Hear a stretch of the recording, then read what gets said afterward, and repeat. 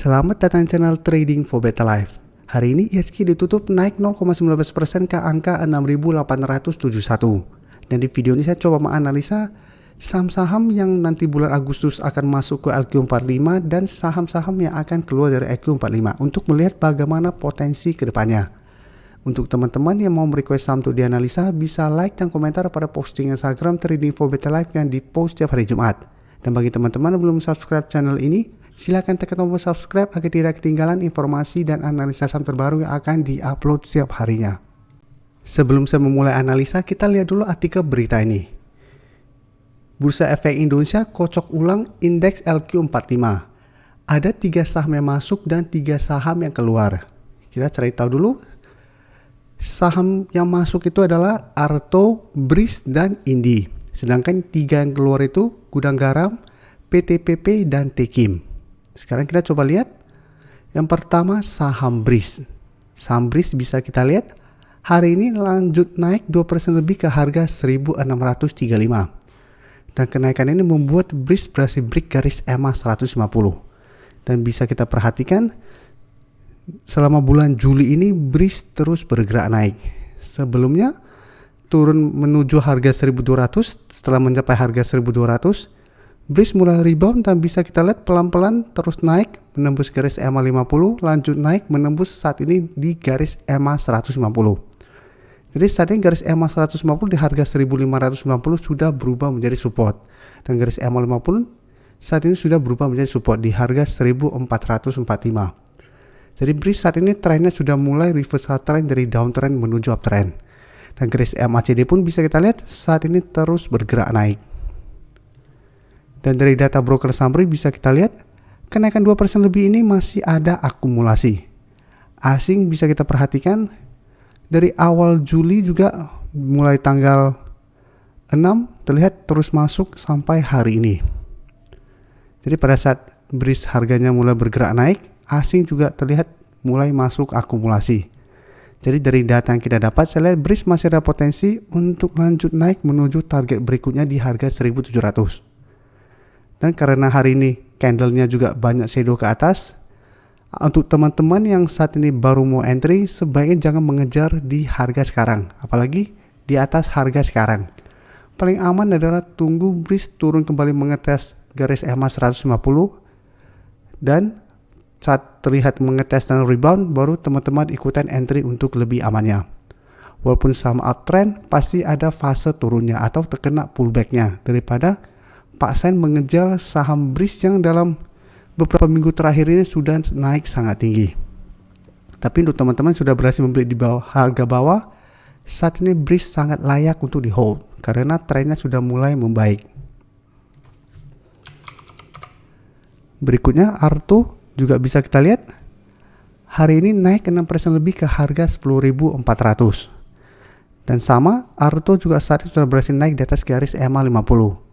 Cuma bedanya Arto belum berhasil break garis EMA 150 yang saat ini di harga 11.800. Tapi secara tren jika kita lihat Arto saat ini juga sudah mulai ada tanda-tanda reversal trend. Untuk Arto turun mengetes harga 7.000, setelah menyentuh harga 7.000 Arto mulai rebound dan saat ini telah berhasil break garis EMA 50. Jadi garis EMA 50 saat ini di harga 9.700 sudah berubah menjadi support ya. Dan untuk target terdekat atau resisten terdekat itu di harga 11.000. Baru resisten di EMA 150. Untuk garis MACD pun bisa kita lihat saat ini trennya terus bergerak naik.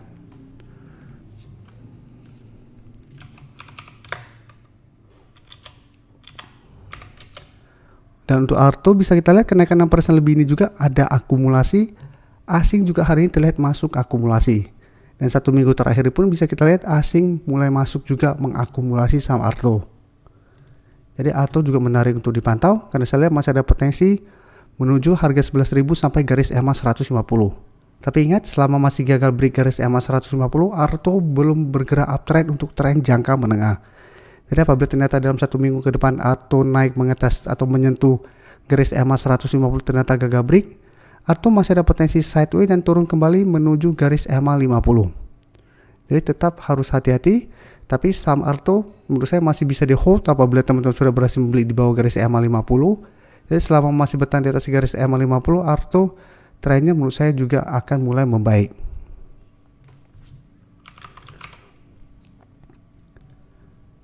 Indi juga bisa kita lihat hari ini naik 2% lebih ke harga 2.570. Dan Indi juga sama, saat ini berhasil naik kembali di atas garis EMA 50. Dan secara tren, jika kita lihat Indi trennya lebih baik daripada kedua saham yang tadi saya analisa. Karena Indi saat ini garis EMA 50-nya selalu berada di atas garis EMA 150. Dan Indi beberapa kali turun mengatas garis EMA 150 masih bisa bertahan dan rebound kembali. Dan untuk garis MACD bisa kita lihat Indi juga saat ini masih bergerak naik garis MACD-nya. Dan dari data broker summary jika kita lihat kenaikan 2% lebih ini terlihat ada sedikit distribusi. Tapi asing hari ini terlihat melakukan sedikit akumulasi. Jadi untuk Indi menurut saya juga memang masih ada potensi ke harga 2.700, tapi satu minggu ini hati-hati ada potensi untuk pullback. Karena jika kita perhatikan 4 hari terakhir ini candle-nya menurut saya masih kurang bagus. Terkesan dipaksakan untuk bergerak naik. Jadi hati-hati ada potensi untuk terkena pullback lagi ke garis EMA 50 sampai harga 2.500. Jadi untuk teman-teman saat ini baru mau entry, paling aman menurut saya adalah tunggu kembali di sekitar garis EMA 50 untuk entry-nya. Jadi tunggu Indi terkena pullback ke garis EMA 50, apabila bisa bertahan baru teman-teman ikuti entry. Dan hold saja selama garis EMA 150 tidak terlewati. Nah, selama masih kuat di garis EMA 150 ini, minimal tren Indi akan bergerak sideways untuk tren jangka menengah. Dan ada potensi untuk mencoba bangkit lagi dan mencoba bergerak uptrend. Dan sekarang kita coba lihat 3 saham keluar. Tekim bisa kita lihat hari ini masih turun 1% lebih ke harga 6.325. Dan secara tren bisa kita lihat Tekim saat ini trennya juga masih bergerak downtrend untuk tren jangka menengah. Tapi untuk tren jangka pendek memang Tekim saat ini mulai bergerak sideways. Bisa kita lihat support terdekat saat ini di 6.200, sedangkan resisten di 6.400. Dalam beberapa minggu ini Tekim mencoba untuk naik di atas harga 6.400 sampai garis EMA 50, bisa kita lihat masih gagal break dan saat ini kembali bergerak turun. Dan untuk garis MACD saat ini mulai bergerak sideways.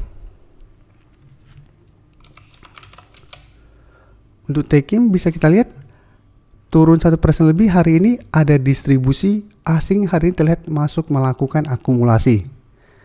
Jadi untuk Tekim apabila teman-teman mau coba entry, sebenarnya masih bisa swing trade dan tunggu di sekitar harga 6.200 untuk swing trade-nya. Karena beberapa kali bisa kita lihat Tekim masih bisa bertahan di atas support ini. Jadi apabila kita tunggu Tekim di harga 6.200 masih bisa bertahan dan rebound, bisa coba entry untuk swing trade dengan target jangka pendek di 6.400 sampai garis EMA 50 yang saat ini tepat di 6.500. Tapi tetap harus hati-hati walaupun kita tunggu di support, tapi secara tren Tekim saat ini masih bergerak downtrend untuk tren jangka menengah. Apabila ternyata support ini terlewati, sebaiknya jangan entry. Atau apabila kita entry dan ternyata support ini juga berbalik arah dan terlewati, pertimbangkan untuk cut loss.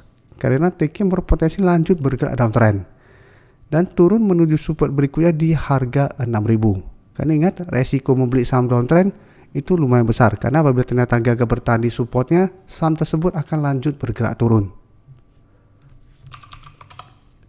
Untuk gudang garam bisa kita lihat saat ini masih lanjut downtrendnya. Sebelumnya terkena dividend trap, turun lumayan dalam pada sudah berhasil naik di atas garis EMA 150. Hari ini juga masih lanjut turun 1% lebih ke harga 28.925. Sedangkan untuk support terdekat bisa kita lihat di sekitar harga 28.500. Dan untuk garis MACD pun bisa kita lihat saat ini masih terus bergerak turun. Dan dari data broker summary, penurunan hari ini masih ada distribusi asing hari ini mulai keluar kembali dari saham gudang garam. Padahal sebelumnya bisa kita lihat asing terus masuk akumulasi walaupun jumlahnya tidak terlalu besar.